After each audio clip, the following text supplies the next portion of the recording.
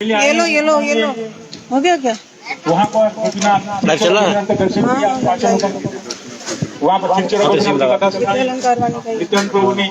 उसके बाद में आए साक्षी गोपाल की कथा सुनाई चैतन्य महाप्रभु ने। साक्षी गोपाल और फिर गोपीनाथ की कथा। उसके बाद आए पुरी के तरफ में एक दंड भागा नदी पड़ती है, नदी में स्नान किया, नित्यानंद प्रभु महाप्रभु का दंड तोड़ करके 3 टुकड़े बनाकर उसको भागे। नदी का नाम है दंड भागा नदी। वहाँ भी एक मंदिर बना हुआ। एक साथ सब देखना समय नहीं है, कुछ स्थानों का दर्शन करेंगे क्योंकि एक बार नहीं होता है। तो वहां से आए महाप्रभु दंड क्यों तोड़ा? तो महाप्रभु तो स्वयं भगवान स्वयं कृष्ण है, उनको दंड फिट और चतुर्वर्ण के आश्रम आने क्या जुड़े? संन्यास चतुर्वर्ण तो व्यवहारिक लोक लीला है। भगवान भी इसके अंदर आके दंड धारण करेंगे तो हाँ ठीक है, तो दंड नारायण स्वरूप है, किंतु वो तो स्वयं नारायण के नारायण है, मूल नारायण तो कृष्ण ही है ना, तो वो दंड को धारण करेंगे। तो बोले आम नित्यानंद प्रभु इसको वहां पर गुस्सा हो गया दंड तोड़ने पर। बोले मेरा दंड की तोड़ा नहीं, आप बेहोश होकर गिर पड़े, दंड को हमने तोड़ा फिर नहीं। तो वहां पर एक और बात बताई कि देखो दंड लीला बहुत गहरी लीला है। तो नित्यानंद प्रभु हम जिनके हृदय में धारण करते हैं, हम जिनको हृदय में धारण करते हैं, वो कोई किसी को धारण करे ये संभव नहीं, इसलिए दंड को तोड़ के फेंक दिया। क्योंकि कृष्ण गोपिया तो कहते हैं कपट सन्यासी है, इसके सब सन्यासी लीला जानते हैं। अभी तो अरुण वस्त्र धारण करके चल रहे हैं, तो इस सब ब्रज की लीला हम जानते हैं, तो कपट सन्यासी है। तो ये भी भगवान की लीला है, कपट सन्यास। फिर भी सन्यास लेकर के महाप्रभु वहां से आगे, तुम आगे जाओगे मैं आगे जाऊंगा। चारों को बोले, 5 लोग साथ में था, 4 नित्यानंद स्वयं बलराम है, मुकुंद मधुकंठ है, जगदानंद सत्यभामा का अवतार है, और दामोदर पंडित कौन है? ये है शैव्या अथवा सरस्वती। ये 4 साथ में है। तो यहां से वहां से आकर के महाप्रभु बोले तुम पीछे जाओ या मैं पीछे रहूंगा। बोले नहीं प्रभु आप आगे जाइए, पता नहीं आप कहाँ बेहोश हो जाएंगे, हम पीछे रक्षा। तो सीधा महाप्रभु वहां से दौड़ करके 18 नाला में आके, 18 नाला पड़ता है उधर से, 18 नाला में दंड प्रणाम करके जगन्नाथ जी का चक्र देख के दौड़ के वहां से आके जगन्नाथ मंदिर में जगन्नाथ जी को दर्शन करने के लिए अंदर घुसे। और जगन्नाथ जी दर्शन के आगे बेहोश होकर के गिर पड़े वहीं। पंडा पूजा ये क्या हो गया, पागल हो गया, पागल ये सन्यासी मुंडन किया हुआ, आजरू लंबी तो भुजो और गौर वर्ण, ये तो पता नहीं क्या पागल हो गए, लुटपुट खा रहे, उठाओ मारो मारो मारो इसको।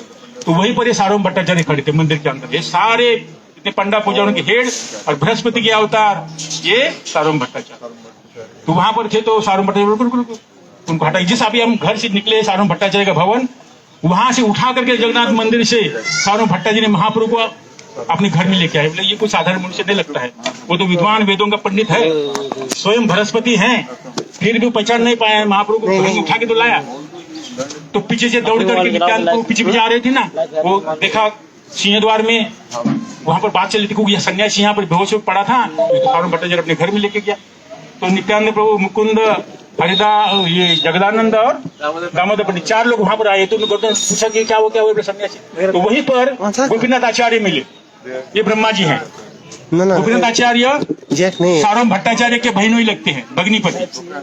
तो उन्होंने इनके साथ कुछ परिचय निकला नित्यानंद और मुकुंद के साथ। बोले कहाँ तो बोले वो सचिन, वो हमारा गौर सुंदर, वो हमारे निमाई पंडित सन्यास लेके आए हैं यहाँ पर। अच्छा वो सुना कि वहां पर वो तो सार्वभौम भट्टाचार्य उनको बेहोश पड़े थे, एक सन्यासी को लेके गए, समझ गया अच्छा वहीं पर है। तो बोले जगन्नाथ दर्शन बाद में करेंगे, पहले चल महाप्रभु कहाँ पर है, वो पीछे पीछे आ रहे थे, उनको पता ही नहीं क्या हो गया। तो वहां से जब आए तो 4 लोग और गोपीनाथ आचार्य मिलकर के सार्वभौम भट्टाचार्य घर में आए। तो महाप्रभु बेहोश है, अभी कोई होश नहीं। अष्टसात्विक विकार, ये प्रेम की उच्चावस्था है। तो उसमें देखा कि ये तो कुछ नहीं। तो उन्होंने अभी पूछताछ कर रहे, तुम कहाँ का? ये सार्वभौम भट्टाचार्य नवद्वीप के विद्यानगर के रहने वाले थे, यहाँ पर आके पूरी के महंत बने थे जगन्नाथ मंदिर, वेदांत के स्वरूप पंडित है।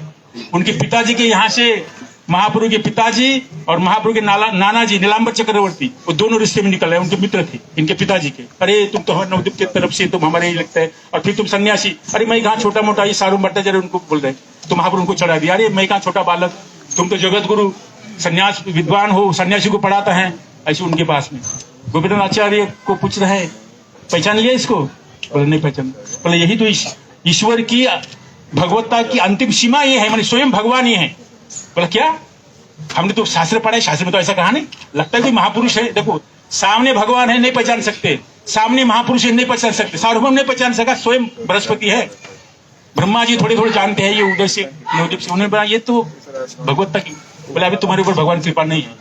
अरे तुम्हारे ऊपर कैसी कृपा, ये कैसे जान सकते कि मेरे ऊपर नहीं है, मैं ठीक जान लिया, तुम्हारे ऊपर है कि नहीं है कैसे पता?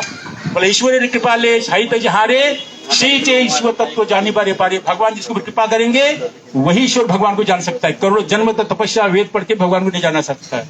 आपस में तर्का बत्तर के चल रहे। मैं पूछा कि भाई ये कहाँ से? बोले संन्यास लेकर के आए हैं, केशव काश्मीरी से संन्यास, केशव भारती संन्यास लिया वहां पर नवदीप में, और इसका नाम श्री कृष्ण चैतन्य है। पहला नाम इनका विश्वम्भर था। अच्छा, ये जगन्नाथ मिश्र के पुत्र है और नीलांबर चक्रवर्ती के दोहित्र है। बोले अच्छा, तो ये तो केशव काश्मीरी केशव भारतीय संन्यास लिए, भारतीय संप्रदाय निम्न संप्रदाय है, मैं इसको उच्च संप्रदाय में संन्यास दूंगा। ये शंकराचार्य संप्रदाय में 10 नामी सन्यासी होते हैं, सरस्वती, पुरी, गिरी, भारती, अरण्य, वन, ये सारे 10 नामी संप्रदाय होते हैं सन्यासी, उनको उच्च संप्रदाय कहते हैं। इसमें भारती थोड़ा मध्यम है, तो मतलब इसको मैं उच्च संप्रदाय में दे दूंगा। अरे बोले इसके भाई अपेक्षा नहीं, तो ऐसा संन्यास लिए, इनको ये बाहर उच्च मध्यम का कोई बात नहीं, भाई अपेक्षा नहीं इसको। अच्छा, बोले इसको मैं वेदांत पढ़ाऊंगा, इसको उच्च संप्रदाय में चाहे तो उसको और उच्च संप्रदाय में संन्यास दिलाओ के तो सरस्वती आदि दूंगा, तो दुखी हो गए। कौन? मुकुंद और गोपीनाथ आचार्य दुखी हो गए। बोला कोई बात नहीं, दिमाग में खराब है, भगवान कृपा करे ठीक हो जाए। जगन्नाथ मंदिर में 7 दिन तक वेदांत पढ़ाया महाप्रभु को। बोला वेदांत पढ़ाऊंगा, क्योंकि शंकराचार्य में ऐसा सूत्र है कि वेदांत वाक्येषु सदा रमन्तः भिक्षान्न मात्रे न चतुष्टिवन्तः अशोकवंत करुणैकवंत कौपीनवंत खलु भाग्यवंत। कौपीन पंचकम है, उन्होंने एक कौपीन पंचकम लिखा और एक चरपट पंजरिका लिखी, मोहम उद्गार जिसको कहते हैं। वैराग्य आना चाहिए संसार से। कस्तुम कोयम कुता आयात कोमे जननी कोमे तात, ये शंकराचार्य का स्तोत्र है। तो यहाँ पर शंकर वेदांत बहुत शंकर वेदांत के पंडित थे। बोले तुमको पता नहीं चल रहा है कौन है? बोले ना, लगता है कोई महापुरुष है, भगवान को बंधु नहीं ले, भगवान को ऐसा तो कहा है शास्त्र में। बोले अच्छा, तुम्हारी कृपा हो जाएगी। तो महाप्रभु के साथ 7 दिन तक वेदांत पढ़ाते रहे। पूछ रहे तुम 7 दिन तुम वेदांत पढ़ाया, कुछ यस नो वेरी गुड, कुछ आता जाता, कुछ अच्छा लगा नहीं लगा, सुनाई दिया, कुछ पता नहीं? बोला वो सब समझता हूँ मैं, क्योंकि वो निमाई पंडित है, वहां से आए हैं केशव काश्मीर, जो भाड़ा करके वहां से सूत्र साफ करके नवदीप से आए, तो अभी इसका बारी है। तो बोले अच्छा। तो महाप्रभु ने कहा कि मुझे समझ में नहीं आता, तो आप तो ये व्यास के सूत्र का उल्टा अर्थ कर रहे हैं। बोले आपकी गलती नहीं है, ये वेद के द्वारा भगवान को जाना नहीं जा सकता है, और शंकराचार्यों का ऐसा ही भगवान का आदेश है कि माम च गोपये जन सृष्टि उत्तर उत्तरा, मुझसे गोपन करके रखो, और मैं ये विहितम देवी कलो ब्राह्मण मूर्ति ना, मैं ब्राह्मण असत शास्त्रम प्रच्छन्नम बौद्धम उच्यते, असत शास्त्र का प्रचार करो, बौद्ध मत का खंडन करो, और मुझे गोपन रखो। भगवान शंकर के लिए शंकराचार्य बन गया, इसलिए भगवान डायरेक्ट आदेश था, इसलिए भगवान शंकराचार्य श्री शंकराचार्य ने भगवान को कहा ये ब्रह्म है, ये तुम जीव ब्रह्म है। बोले गड़बड़ है बात, तो तुम लोग ऐसा नहीं है, भगवान का आदेश है शंकराचार्य, तुम लोग ऐसे क्यों कर रहे हैं? तो महाप्रभु ने जब ये बात सुनाया तो उसका थोड़ा फुकड़ी घूम गया। ये बात तो सही, बोला वेदव्यास जी ने ब्रह्मसूत्र लिखे और तुम लोग उसका उल्टा अर्थ करते, हम ब्रह्मास्मि सर्वम खलविदम ब्रह्म तत्त्वमसि, तो उल्टे उल्टे अर्थ कर रहे हैं। उसका तो साफ अर्थ है कि भगवान के हम दास हैं, दास दासी सब लोग भगवान के सारे स्थावर जंगमिदम सबम सर्वम नारायणम दासम इदम, सब नारायण के स्थावर जंगम जितने हैं चर आचर सारे के सारे भगवान के दास है। तुम बोलते वही भगवान है, ये कैसे हो सकता है? उनकी बात तर्क करके तो महाप्रभु ने कहा कि आप बोले, महाप्रभु का आत्मा रामस्य मुनियो, आत्मा राम आत्मकाम परमहंस को भी भगवान के ऐसे अद्भुत गुण है कि उनको खींच करके अपने चरण में लीला में उनको अनुभव चकाते हैं। तो ऐसा कहा सर आप व्याख्या कीजिए इसके। ये आत्माराम श्लोक है भागवत का 3रा 14 प्रथम स्कंद के 9वां श्लोक है। तो कहा ये सुखदेव गोस्वामी के लिए ऐसा कहा। ये शौनकादि ऋषि प्रश्न पूछ रहे हैं कि सुखदेव गोस्वामी तो परमहंस है, योगियों के गुरु है, वो एक जगह बैठ के 7 दिन भागवत कैसे सुना सकते हैं? अरे तभी ये श्लोक बोला शुद्ध गोस्वामी ने कि आत्मारामस्य मुनयो निर्ग्रंथा पीउरुकर में, आत्माराम पर्यंत ऐसे भगवान में इत्तम भूत गुण हरि कुर्वन्ति अहितुकम भक्ति। भगवान परमहंस, इसलिए कुंती देवी ने कहा परमहंसा नाम मुनि नाम अमलात्मा नाम भक्ति योग विधानास्यम, भक्ति योग में प्रवेश खींच के लाने के लिए अनंत जन्म तक जिन्हें परमहंस अवस्था जंगल में तपस्या की, जो अमल आत्मा है मुनि है, उनको भी भगवान ऐसे अद्भुत गुण है कि उनको भी खींच के लाते, सर्वाकर्षी है। तो जब उन्होंने श्लोक सुना महापुरुष कहा कि भगवान तो आत्माराम को खींचते हैं, तो सर्वप्रथम इसका आप व्याख्या कीजिए। तो महापुरुष आप ही व्याख्या कीजिए उसको। तो वो तो पंडित था, उसने तो लंबी चौड़ी व्याख्या की। महापुरुष ने उसी को उसको छोड़ करके आठ करके और व्याख्या की। तो सरेंडर हो गया, जानते हैं मेरे से पंडित बड़ा है भाई, अभी तो पंडित ही बोल रहा है, अभी भगवान की उसका कृपा हुई नहीं, अभी तो पंडित ही है, पंडिताई दिखा रहा। तो महाप्रभु जब दिखाया अपनी पंडिताई, तब सोचता कि ये तो कोई पंडित भी नहीं है, भागवत ने शास्त्र मैं भी पढ़ा हूँ, तो इस प्रकार इसका अंदर में देखता ही भगवत अलग है, तब थोड़ा सा शरणागत हुआ।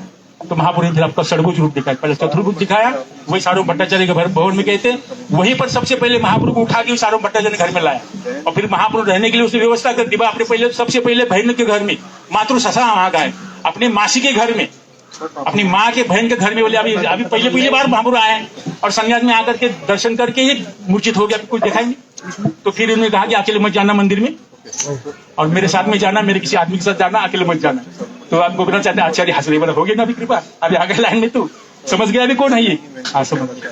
तो मैं उस षडभुज को दिखाया, और तब बोले कि मैं अभी यहाँ से दक्षिण भारत जाऊंगा घूमने के लिए, दक्षिण भारत जाऊंगा। तो फिर वहां से वापस जब महापुरुष दक्षिण भारत से आगे 6 साल तो दक्षिण भारत गमनागमन किया, लास्ट के 18 साल इसी गंभीरा में, जहाँ पर गंभीरा में हम लोग देखे, वो राजा के गुरु काशी मिश्र का भवन था। तो अभी तो पहचान होगी, दक्षिण भारत से आए, बोले सारों भट्टाचार्य, उनको भी गुरु, वहां से राजा आए, बोले कौन भाई, चैतन्य महाप्रभु कौन है, बड़ा विभक्त सन्यासी है, ये भगवान है।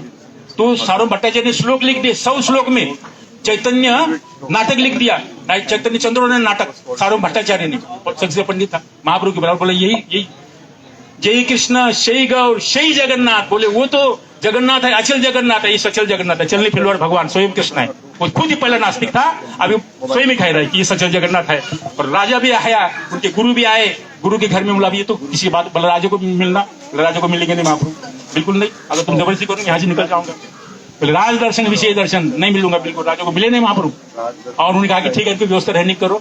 तो राजा सारों भट्टाचार्य उन्होंने कहा कि ठीक है। जो वापस आए तो पहले उधर में राय रामानंद का उद्धार करके आ गए, कोपुर में, गोदावरी के तट में। वो कौन है? राय रामानंद, विशाखा, स्वरूप दामोदर, ललिता। और वहां से आकर के महापुरुष आए तो उनको रहने के लिए काशी मिश्र भवन दिया। काशी मिश्र भवन राजा के गुरु थे काशी मिश्र। वही वो जब राजा यहाँ पर आता तो उस समय कटक राजधानी थी, और अभी तो भुवनेश्वर बनी है। तो कटक से राजधानी, राजा तो यहाँ जब जगन्नाथपुर में रहता था तो स्वयं अपने गुरु जी की सेवा के लिए चरण दबाता था, तब गुरु की महत्ता। तो इस प्रकार काशी मिश्र के भोला हमारा बड़ा सौभाग्य है, महापुरुष हमारे साथ रह रहेंगे हमारे यहाँ। तो महापुरुष यही वहां पर जाकर अंदर खड़ाम, कमंडल, माला, महापुरुष का छोटा सा कमरा था, उसके अंदर बहुत लीला है। गोविंद उनकी सेवा करता था। महापुरुष वहां से निकल करके कभी समुद्र में यमुना करके कूद जाते थे, कभी वहां से निकल के चटक पर्वत, ये बगल में चटक पर्वत है, यहाँ पे भक्ति सिद्धांत ठाकुर ने हमारा गौड़ी मठ बनाई, बगल में, हम पूछेंगे नहीं, कुछ समय हो गया, यहीं से उनका उन्हें स्थापन किया हुआ। बाहर से प्रणाम करके निकलेंगे। कभी कभी वहां से बाहर निकल के गोविंद गेट में सोता था, महापुरुष जानते बेहोश। राधा भाव सुगंभीर, वो गंभीर है ना, केबा जाने, राधा भाव गंभीर, राधा जी के गंभीर भाव के वहां पर चित्त जेबा महावीर, गण संग जय कैल ना कैल जीव शेख श्यामानंद रस सिंधु, केमन ऐसे श्यामानंद रस सिंधु स्नानानंद। कभी भी बुझिबे से एक मनी उस गंभीर भाव को चंडीदास, विद्यापति, रायर, नाटक गीत, ये राधा जी के भाव के, क्योंकि राधा भाव द्वितीय सोलितम नवमी कृष्ण स्वरूपम। राधा भाव अंगीकार करके चैतन्य भाव और राधा भाव अंगीकार करने के लिए ललिता और विशाखा सखी के साथ उस गंभीरा में वो अंतिम लीला करते। 18 साल तक भान करते, यात्रा के समय मिलते थे, भक्तों को मिलते थे, बाकी वहीं पर प्रतिदिन जाके 3 बार स्नान करते थे। फिर यहाँ पर कौन आए? अभी गोपीनाथ, यहाँ पर गोपीनाथ जी हैं, हम लोग अब दर्शन किए। यहाँ पर गदाधर पंडित, जो राधा जी स्वयं, राधा जी की स्वयं राधा भाव द्वितीय वो खुद ही है, और राधा जी स्वयं गदाधर पंडित बन करके वो जब यहाँ पर आए, उनके वो नवद्वीप के संगी थे, नवद्वीप में साथ में रहते थे। तो मुकुंद नवद्वीप के संगी थे वो सारे। महापुरुष उनको अलग अलग स्थान दिया। हरदास ठाकुर आए, उनको गोकुल में, सिद्ध बकुल में वहां स्थान दिया कि आप यहाँ भजन कीजिए। रूप सनातन आए, उनको वहां स्थान दिया। यहाँ पर जग इनको दिया। बाकी बड़े बड़े महापुरुष के दूसरे भक्त थे अगल बगल में, सारा यहाँ पर विशेष करके जगदानंद पंडित, सॉरी हाँ, गदाधर पंडित, उनको स्थान दिया। इसी ये बगीचा में से मूर्ति निकाल के गोपीनाथ जी की उनको सेवा के लिए दे ले, आपकी सेवा करना। और उन्हें क्षेत्र संन्यास लिया, बोले ये स्थान छोड़ के जाऊंगा नहीं। फिर भी जिस समय जाने की बात आई, महापुरुष जब दक्षिण भारत से उत्तर भारत जाने लगा, मैं जाऊंगा तुम्हारे साथ। महापुरुष नहीं जाएगा तुम मेरे साथ, मतलब मैं जाऊंगा। तुमने तो सत्य संन्यास लिया, मेरा सत्य संन्यास चुल्ला नहीं गया, मैं तो जाऊंगा आपके साथ। जहाँ भगवान है, जहाँ वैष्णव, वही तो वृंदावन है। यहाँ पर मैं मैं यहाँ नहीं रहता हूँ। महाप्रभु के साथ यहाँ से कटक तक चले गए। महाप्रभु वहां से समझा के बोल जा जगत क्या गदाधर यहाँ से पीछे जा, तो वहां से उनको वापस भेजा था। तो ये यहाँ पर स्वयं सेवा करते थे गदाधर पंडित गोपीनाथ जी की। और गोपीनाथ कौन है? स्वयं ही वो कृष्ण ही है। तो ये गोपीनाथ जी की, महाप्रभु जी की लीला है। महाप्रभु के सारे परिकर यहाँ पर आके इकट्ठे हुए, ये तो गंभीर लीला है। महाप्रभु जी का लीला है। अपने सारे ब्रज के परिकरों को पहले नवद्वीप में उतारा, नवद्वीप से संन्यास लेकर के जगन्नाथपुरी में आए, सारे ब्रज के परिकरों को इकट्ठा करके यहाँ पर ही महाप्रभु ने अंतिम लीला भी महाप्रभु की है। टोटा गोपीनाथ में तो सेवा नहीं कर पाए। गदाधर जी तो लास्ट में बड़े थे तो थोड़े बैठ गए, वृद्धावस्था में माला नहीं पहना तो नीचे ऐसा आधा हल्का ऐसा बैठ गए नीचे आधा, इसलिए बहुत ऊंची थे, अब नीचे में आए। महाप्रभु जी का अंतिम लीला भी यहाँ पर है। कोई कहता है महाप्रभु समुद्र में चलेगी, कोई कहता है गोपीनाथ में चल रहा है। नरेश सरकार ने इसमें लिखा है, कोई जगता जगन्नाथ जी में चलेगी। किसने देखा? जहां जाए किसने देखा वहीं वही। भगवान की अद्भुत लीला है। भगवान को क्या है, चाहे तो अपने शरीर लेके जाए, ऐसा किसी भी भगवत अवतार का नहीं दिखा गया कि भगवान ने किसी शरीर यहाँ छोड़ा है। राम कृष्ण, अरे वो कृष्ण भी हमारे वहां से सबको गोलोक द्वारका में सबको लेके चलेंगे। रामचंद्र जी आपने पूरे अयोध्या के लेकर के इस बरसों में डुबकी लगाओ, सब अयोध्या वासियों को लेकर के अयोध्या साकेत धाम चलेंगे। महाप्रभु ने देखा कोई जगन्नाथ में घुस रहा है, कोई गोपीनाथ में घुस रहा है, कोई समुद्र में घुस रहा है। ये पंडित बोलते हैं और कुछ बोलते रहते हैं। तो भगवान के लिए क्या है? अरे साधारण भक्त ध्रुव प्रहलाद के लिए मृत्यु का सर में पैर रख करके, तुकाराम मीरा के लिए सब आते हैं, उनको क्या सर छोड़ने की जरूरत है? तो ये तो स्वयं भगवान है, इसलिए उनको कही जाए कोथा जाओ, ऐसे इसमें लिखा है गौरांग हराइल गोपीनाथ घड़ी। तो इस प्रकार भगवान कहीं भी प्रकट लीला। भगवान हमारे चैतन्य महाप्रभु 48 साल तक धराधाम में रहे, कृष्णचंद्र 125 साल तक रहे, रामचंद्र जी 13,000 साल तक रहे। कोई कितना 100 साल, 125 साल, 200, 1000 साल कितना भी रह सकते। भगवान की इच्छा है, ये भगवान की लीला है। इसलिए हम लोग इस धाम में आए हैं। अगर ये आप इसको ठीक से सुनेंगे तो अपना भी पता चलेगा, भगवान का पता चलेगा, संसार का पता चलेगा, है ना। ये बहुत गंभीर लीला है महाप्रभु की, इसलिए इसको श्रवण करना चाहिए। हम लोग पूरी का यहाँ के सारे लोग समझते हैं ये पूरी तो टूरिस्ट प्लेस है, बढ़िया समुद्र है, हवा हरियाली है, बहुत टूरिस्ट आते थे। इसलिए ये भगवान हमारे चैतन्य महाप्रभु के भी ये लीला स्थली है। इसलिए क्षेत्र मंडल, गौड़ मंडल और ब्रज मंडल, ये 3 धाम गौड़ी वैष्णव के है। सारे मंदिर के चारों तरफ में सारी गौड़ियों के भरे हुए सब। इसलिए सब महाप्रभु की जगन्नाथ जी की महिमा तो और स्वयं जगन्नाथ है ना।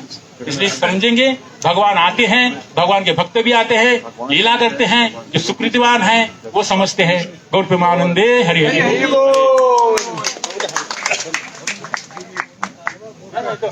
हरे कृष्ण।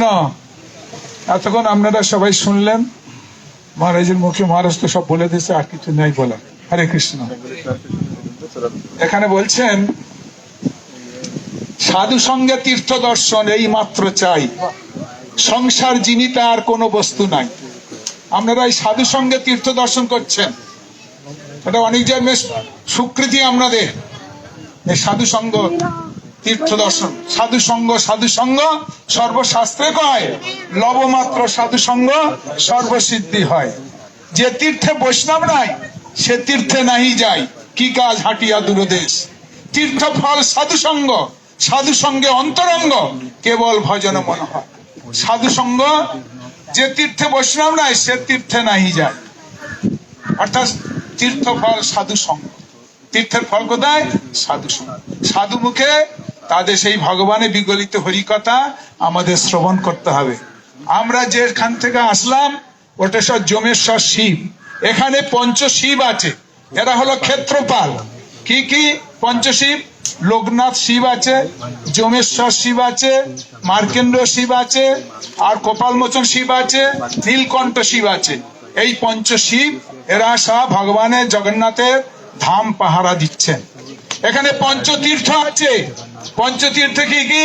চক্রতীর্থ, স্বর্গতীর্থ, স্বর্গদ্বার, আর যেটা আমরা দর্শন করে শ্বেতগঙ্গা দর্শন করে আসলাম, জল স্পর্শ করলাম, শ্বেতগঙ্গা, চন্দন সরোবর, মার্কেন্দ্র সরোবর। এই পঞ্চতীর্থে কেউ যদি জল স্পর্শ করে বা স্নান করে তাদের আর পুনর্জন্ম হবে না। হরে কৃষ্ণ। পুনর্জন্ম হবে এই পঞ্চতীর্থ।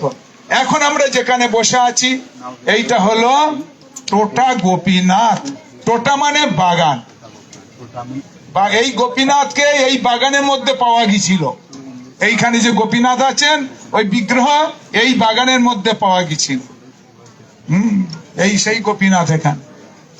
এই গোপীনাথকে প্রতিষ্ঠা সেবা করতেন কে?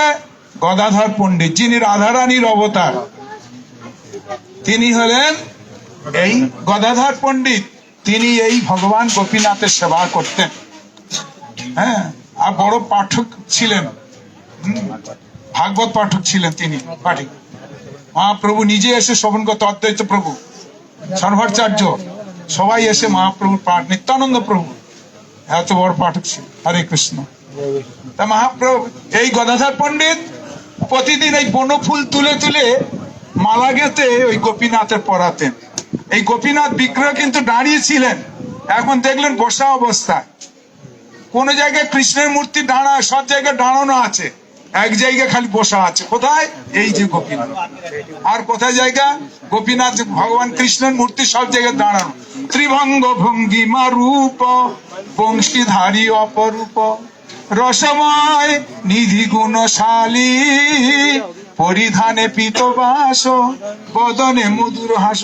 তার হাসি আর বাসি দুই সর্বনাশী। হরে কৃষ্ণ। হাসি আর বাসি দুই সর্বনাশী। তাই এই গোপীনাথ কে সেবা করতেন গদাধর পণ্ডিত। প্রতিদিন মালা গেঁথে গেঁথে গোপীনাথের গলায় পরাতেন। হ্যাঁ, এখন বার্ধক্যদশা এসে গেছে, মাজা পড়ে গেছে, আর মালা গেঁথে সোজা করে পরাতে পারে না। একদিন গোপীনাথকে বলছেন গদাধর পণ্ডিত, প্রভু আপনি সেবক দেখে নেন, আমার দ্বারা আর সেবা হচ্ছে না, আমি আর তোমাকে মালা পরাতে পারবো না। ব্যাস এই বলে মালা গেঁথে আর পরাতে পারছেন, ওইখানে রেখে দিয়ে রাত্রিকে শুয়েছেন। পরের দিন সকালবেলা এসে মন্দির জাগাতে এসে দেখেন না ঠাকুর বসে পড়েছেন। জয় রাধা গোপীনাথ কি, জয় রাধা গোপীনাথ কি। তিনি বসে পড়েছেন। ব্যাস গদাধর পণ্ডিতের আর মালা পরাতে অসুবিধা হলো না। গাঁথিয়া মালতীর মালা দিব দুহার গলে, অধরে তুলিয়া দিব কর্পূরতম। 5 জন গোপীনাথ আছে। কজন আছে? 5 জন। কি কি নাম বলতে পারবে? হরে কৃষ্ণ। এই গোপীনাথ হলো টোটা গোপীনাথ, আর ক্ষীরচরা গোপীনাথ মাধবেন্দ্রপুরী, আর একটা গোবিন্দ ঘোষের গোপীনাথ, আর হলো মুকুন্দ ঘোষের গোপীনাথ, আর একটা হলো জাহ্নবা দেবীর গোপীনাথ সেই মধুবনে। হরে কৃষ্ণ। মধু পণ্ডিতের। হরে কৃষ্ণ। নাই 5 গোপীনাথ। ওই মধু পণ্ডিত গোপীনাথ ওইখানে, ওই বৃন্দাবন যে তোমার যেটা ইতে আছেন, ওই পঞ্চ গোপীনাথ। আচ্ছা, তারপর আমি বলছি এই 5 জন গোপীনাথ। একজন হলো ক্ষীরচরা গোপীনাথ, একজন টোটা গোপীনাথ, একজন গোবিন্দ ঘোষের গোপীনাথ। সেসব ঘটনা আছে সব। হ্যাঁ, গোপীনাথ মাধবেন্দ্রপুরী যিনি ক্ষীরচরে রেখেছিলেন ভগবান, এখানে তিনি নিজে মালা পরতে চেয়েছেন। গদাধর পণ্ডিত তিনি তাকে মালা পরালেন, গাঁথিয়া মালতী। আর মহাপ্রভু 48 বছর এই ধরাধামে ছিলেন। কত বছর? 48 ইয়েস। অর্থাৎ 1407 জন্মের প্রমাণ 1455 হইল অন্তর্ধান। অর্থাৎ 48 বছর মহাপ্রভু এইখানে ছিলেন। 24 বছর তিনি গৃহে থেকে অধ্যাপনা করে তারপরে তিনি নাম প্রচার করেছেন। 24 বছর শেষ মাঘ মাসে কাটোয়ায় কাঞ্চননগরে কেশব ভারতী কাছ থেকে সন্ন্যাস নিয়ে তিনি আর নবদ্বীপে থাকলেন না। কেন? সন্ন্যাসী ধর্ম নয়, সন্ন্যাস করিয়া নিজ জন্মস্থানে রহে কুটুম্ব লইয়া। হরে কৃষ্ণ। এই যে মহাপ্রভু সন্ন্যাস নিয়ে শান্তিপুর হয়ে, বরাহনগর, কলকাতা হয়ে, বারুইপুর হয়ে, ওদিক দিয়ে মহাপ্রভু দক্ষিণ 24 পরগনা, ছত্রভোগ, চক্রতীর্থ, কাশীনগর, অম্বুলিঙ্গ, শিব হয়ে মহাপ্রভু মেদিনীপুর হয়ে মহাপ্রভু ইতে এসেছেন। হ্যাঁ, মহাপ্রভু কোথায় এসছেন? হয়ে গেছে। আচ্ছা, তাহলে আমি এখন ছেড়ে দিচ্ছি। মহাপ্রভু মেদিনীপুর হয়ে একবার এই ক্ষীরচরা গোপীনাথ দর্শন করলেন। মহাপ্রভু দর্শন করে জাজপুরে আসলেন। জাজপুরে বরাহদেবকে দর্শন করলেন।